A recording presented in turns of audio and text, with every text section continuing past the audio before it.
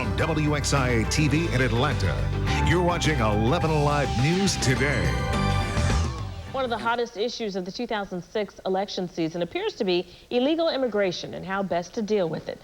In Washington, Congress debates building a fence or wall along the Mexican border, while here in Georgia, the General Assembly is closing in on passing an immigration bill. Here to discuss all the political issues is our political analyst, Bill Crane of the GCI Group. Excuse me, Bill. Good morning. Good morning, Tiffany. Well, this week, millions of Latin Americans, as you know, chose to hold back their impact on the economy and not show up to their jobs. The ripples were felt all across our country, and they weren't so small.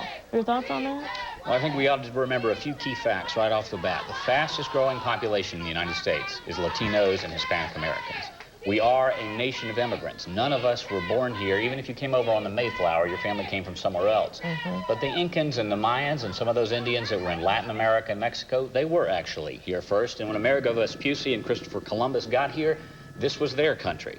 Before we go building a wall or a fence around America, I think we need to remember Ronald Reagan standing outside the Berlin Wall and saying, "Mr. Gorbachev, tear this wall down," and what that did to the fall of communism in Eastern Europe and Russia, and to basically dismantle the entire USSR. Well, here in Georgia, the General Assembly is close to withholding health care, welfare, and other related benefits from residents who can't prove their citizenship. How do you see that debate being resolved in the next few days? Well, I don't think they can clear it up in the next few days, but I do think it's going to be a lot of saber rattling on both sides as we head into the November general election. But again, as you're a registered voter and you're heading into those town halls, remember, in Germany after World War I, they were talking about ethnic cleansing, and we know where that led. Senator Joe McCarthy, who was a Republican during the 1950s, was calling everyone a communist, including people like Lucille Ball and Desi Arnaz. And all Lucille Ball had was a grandfather who registered in the Communist Party. Are we still the land of the free? Are we a country that's going to isolate ourselves, build a fence around ourselves, and not figure out a way to bring citizens into the country through some sort of apprenticeship program or public service program, or even earlier service in our military, to bring folks who want to be here into our economy as opposed to packing them up and sending them home? Well, it's estimated that Georgia is home to the largest population of unregistered immigrants.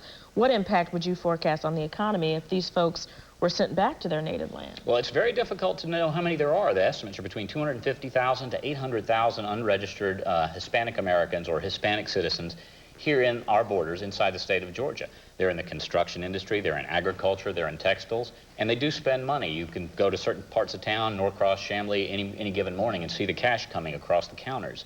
So if we take all that out of the economy, it not only shuts down those industries, but it takes that cash out of the economy. And I understand people are inconvenienced and want people to speak English, but a lot of your grandparents and your great-grandparents didn't speak English when they got here either. That's an interesting point. Okay, Bill. As always, thank you for your insight, and we'll see you back here next Sunday.